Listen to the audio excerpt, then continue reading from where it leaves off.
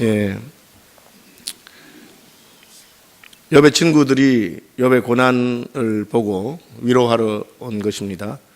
그리고 그들은 욥이 아무 말도 하지 않을 때 일주일 동안 함께 침묵하면서 욥의 곁을 지켜준 우정 있는 친구라고 할 수가 있습니다. 그러다가 욥이 일주일 동안 아무 말도 하지 못하고 있다가 일주일 만에 그 입에서 한탄의 말이 나오기 시작합니다. 욥과 같이 훌륭한 사람, 믿음의 사람이라고 하더라도 고난이 너무 극심하니까 자기 마음속에 있는 그 탄식과 그리고 절망과 고통이 저절로 입으로 나오게 됩니다.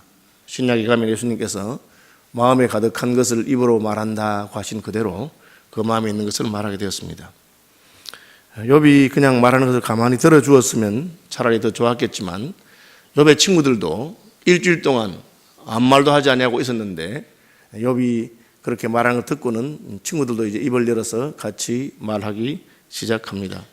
좋게 본다면 아마 평소에 욥과 욥의 친구들은 이 세상에 돌아가는 이치나 또 시대의 상황에 대해서 혹은 만물의 옳고 그름에 대해서 서로 토론하고 대화하던 그런 아마 그런 경우가 많았던 것 같습니다. 그러니까 욥이 말하니까 친구들 가운데 엘리바스가 입을 열어서 먼저 말하는데 많은 주석가들이 아마 엘리바스가 그 중에 제일 연장자였기 때문에 욥이 한마디 하니까 욥의 말을 가만히 듣고는 그의 말에 따라서 대화하는 것으로 그렇게 보입니다. 욥기의 대부분은 이처럼 욥의 말과 친구들의 말이 반복되어 있습니다. 욥이 한마디 말하면 친구들이 말하고 또 욥이 한마디 말하면 다른 친구가 말하고 또 욥이 한마디 말하면 다른 친구가 말하고 물론 그 한마디를 하는 게 한 장, 두 장 이렇게 길이가 있는데 그래서 큰 그림은 욥이 고난을 당하고 어려움 있는 가운데 욥이 흔들리지 않냐고 믿음을 잘 지켜서 하나님 원망하지 않고 있는데 너무 괴로우니까 자기 마음의 괴로움을 탄식하고 한탄하고 그렇게 내 인생이 왜 이렇게 됐는가 하고 말할 때 친구들이 이제 무슨 말을 합니다. 욥이 그 말 들어보니까 그 말이 자기의 마음을 잘 헤아리지도 못하고 또 말은 그렇다지만 자기에게는 맞지 않는 말이라고 생각돼서 욥이 또 반박합니다. 그럼 그 반박에 대해서 또 다른 친구가 말하고 하는 그런 형태의 말입니다. 이게 이제 그리스라든지 혹은 고대 철학을 하는 사람들 중에서는 이런 식으로 서로 대화를 하는 그런 방식이 있습니다. 그런데 아마 오늘날 대부분 사람들은 이런 스타일의 대화나 익숙하지 않기 때문에 학문하는 사람들은 욥기 전체를 보면서 서로 간에 지금 토론하고 논쟁하고 있구나 하는 것을 알겠지만 일반 사람들은 그걸 모르고 그냥 읽어보면 욥기 가운데 여러 사람의 말이 섞여 있습니다. 그래서 흔히 성경을 이제 강의하고 주석하시는 분들이 성경에서 참 좋은 말이긴 하지만 욥기 전체의 문맥으로 봐서는 그런 뜻이 아닌데 우리가 좋아하는 말들 많이 있습니다. 내 시작은 미약하였으나 내 나중은 창대하게 되리라. 그런 말도 그 말 자체로는 옳고 좋은 말이긴 하지만 그러나 그 말의 문맥으로 보면 성경이 그런 식으로 인용해서 되는 말 아니다 하는 그런 말들입니다. 어쨌든 욥의 저주와 한탄에 대한 친구들의 대답인데 내용을 보면 다 좋은 말이에요. 이제 4장 3절 5절 보시면 이렇게 되어 있습니다. 보라, 전에 내가 여러 사람을 훈계하였고 손이 늘어진 자를 강하게 하였고 넘어지는 자를 말로 붙들어 주었고 무릎이 약한 자를 강하게 하였거늘. 욥에 대한 이야기입니다. 욥이 다른 사람들이 낙심하고 어려울 때 가서 말로서 그들을 훈계하고 격려해 주었습니다. 근데 5절에 보면 이제 이 일이 내게 이르매 내가 힘들어하고 이 일이 내게 닥치매 내가 놀라는구나. 그렇게 말합니다. 그게 무슨 뜻입니까? 너 남한테는 잘도 가르치더니만은 다른 사람들한테는 잘도 권고하더니만은 네가 어려움을 당하니까 왜 이렇게 원망하고 탄식하고 하느냐 그 말입니다. 맞는 말이죠. 그렇죠? 저는 목사니까 다른 친구 목사들이 낙심하고 하면은 아니 목사 아니냐? 목사가 왜 그러느냐? 교인도 아니면서 낙심할 게 뭐 있느냐? 인생이 별거 있느냐? 뭐 그렇게 하는 것이죠. 너 설교 잘하잖아. 너 말한 그대로 그렇게 살면 되는데 왜 흔들리고 낙심하느냐? 그렇게 하는 겁니다. 틀린 말 아니죠. 네가 말한 대로 그렇게 살아라. 그렇지만 그 말은 욥에게 아무런 위로도 되지 못하고 힘도 되지 못했습니다. 이미 욥은 재산과 자식을 잃었을 때 그럼 자기 몸이 병들어서 아내가 옆에서 그렇게 사느니 차라리 하나님을 저주하고 죽으시오. 그렇게 말했을 때 자기가 늘 가르친 가르침대로 하나님을 원망하지 아니하고 입술로 범죄하지 아니하고 오히려 하나님을 경배하고 주신 분도 여호와시고 취하신 분도 여호와시고 여호와 이름이 높임을 받을지로다. 내가 하나님께 복을 받았으니 화도 받지 아니하겠느냐. 내가 할 말이 없다. 그렇게 믿음을 따라 잘 살아왔습니다. 그렇지만 지금은 그 단계를 넘어서서 동방에서 가장 훌륭한 사람이라고 하는 욥이라고 해도 견딜 수 없는 지극한 고통 가운데 있는 것입니다. 그렇죠? 우리가 이제 호스피스 병동에 가면은 어떤 질병의 마지막은 너무 고통스럽습니다.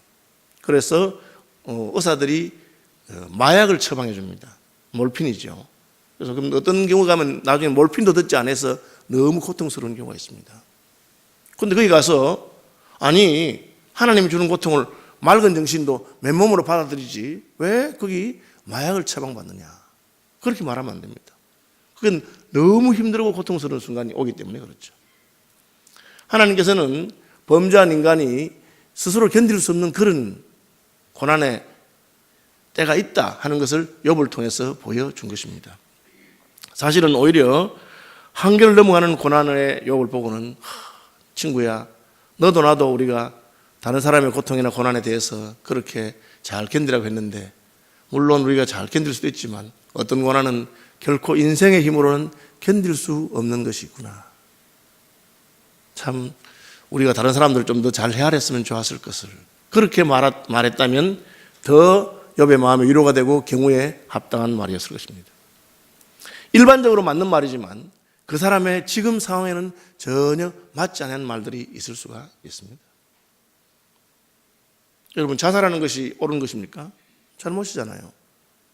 자살하는 것은 하나님 싫어하는 것이고 죄입니다. 그런데 교인 중에 누가 자살했다고 합시다. 목사가 뭐라고 말해야 되겠습니까?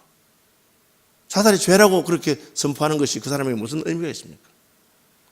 그리고 자살하는 사람이 지옥 갑니까? 서울에 있는 우리가 다니는 목사님은 그 설교를 잘못해서 교회에서 쫓겨났습니다. 왜? 자살하는 것이 죄이긴 하지만 인생에 자살했다고 해서 지옥 가는 것은 아닙니다. 왜? 자기가 자기 목숨을 끊고 아파트에서 뛰어내렸는데 그 죄지만 그 뛰어내리고 바닥에 떨어지는 순간까지 그가 죽을 때까지 그 수십 초 혹은 수초의 시간 동안에 그의 머릿속에 어떠한 생각이 지나갔는지 그 어떠한 회개를 했는지 애통했는지 우리가 다 알 수 없습니다.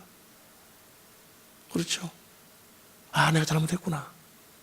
내가 이렇게 목숨을 끊어서는 안 됐는데 그리고 그 짧은 순간 속에 어떤 애통인지 알지 못하죠. 그러니까 인생이 함부로 남을 정죄할 것이 아닙니다. 그냥 아무리 힘들더라도 자기 목숨을 끊지 않는 것이 옳습니다. 그 정도 하고 말해야 되는 거죠. 오죽 힘들었으면 고통 가운데 저런 선택을 했겠습니까? 우리가 그동안 잘 돌봐주지 못한 것에 대해서 회개하고 앞으로는 그런 일이 일어나지 않도록 힘을 씁시다. 그 정도 하면 되는 것이죠. 성경에 보면 너희는 너무 많이 의인되지 말지니라 그런 말씀이 있습니다. 그게 무슨 말씀이겠어요? 의인되는 것이 옳은데 왜 그러냐?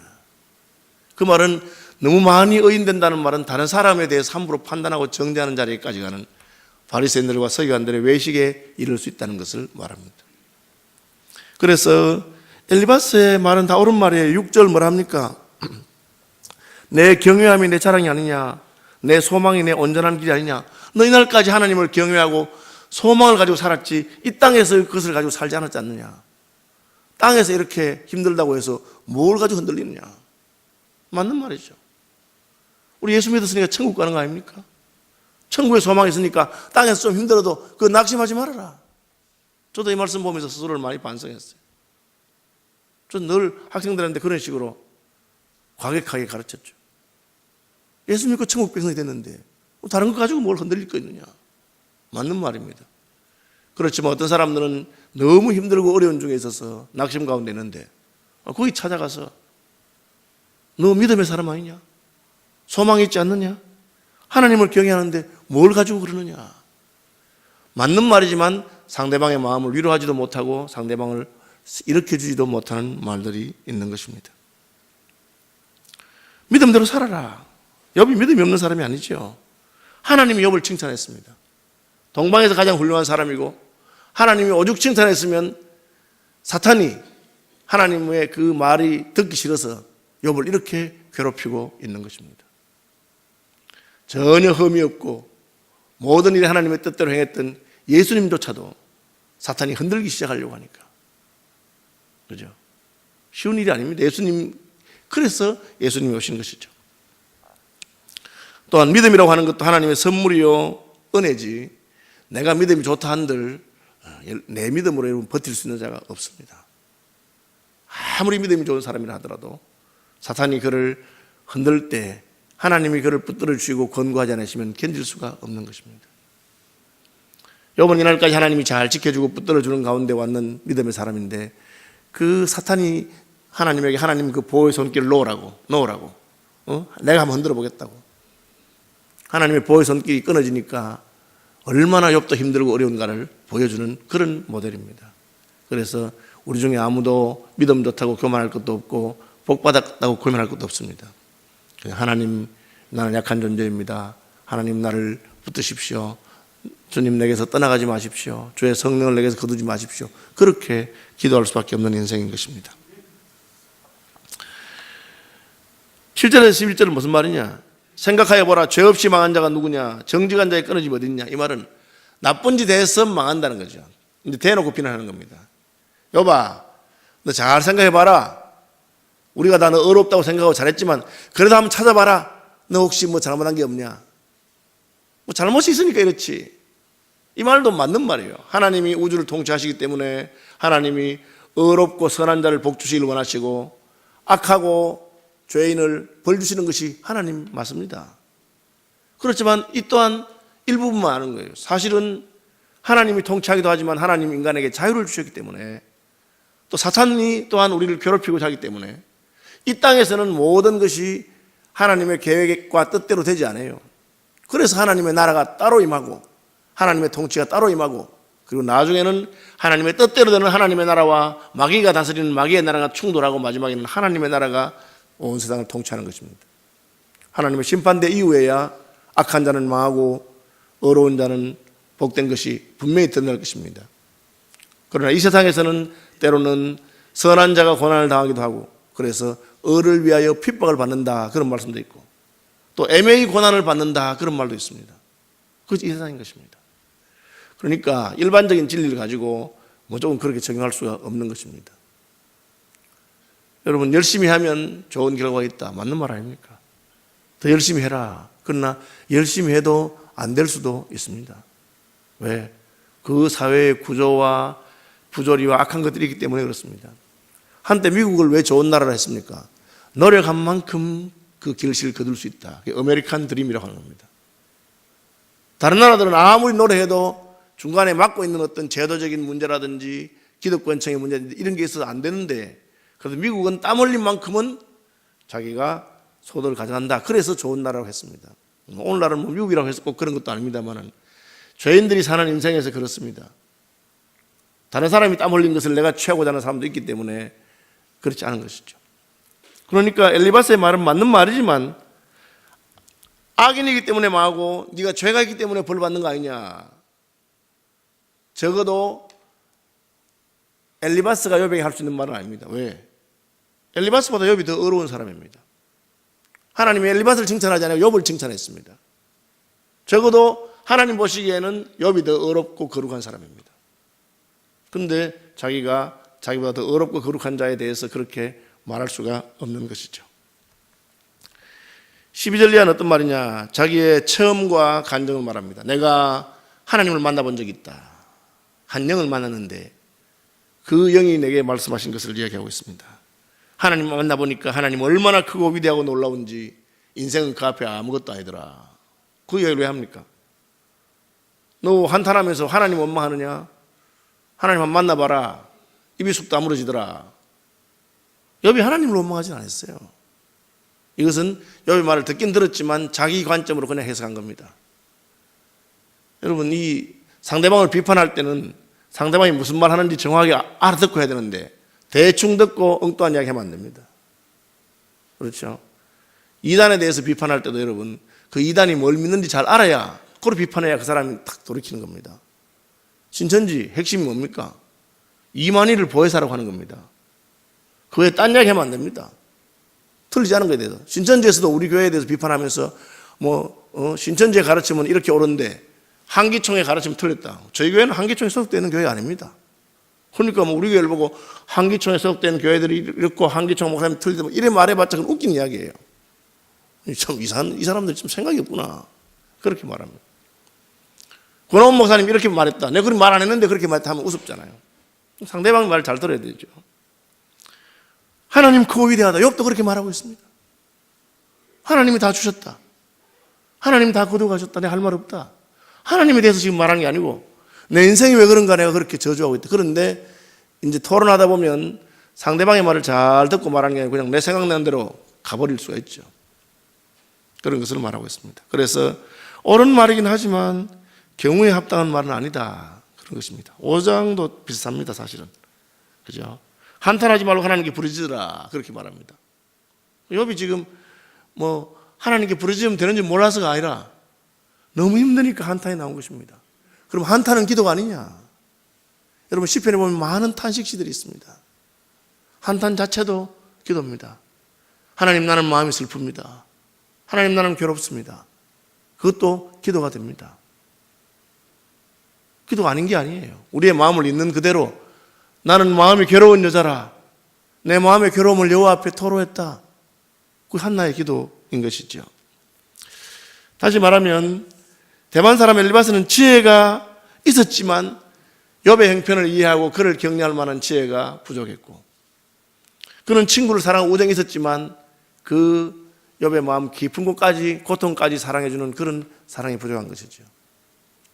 그만한 우정도 없습니다. 여러분 멀리서 찾아와서 일주일 동안 같이 맨 땅에 앉아서 같이 침묵해 주다가 친구 한마디 하니까 같이 말하는 그만한 친구도 세상에는 구하기 힘듭니다. 문제는 인생의 어떤 우정이라고 하더라도 이것이 한계라는 것이죠.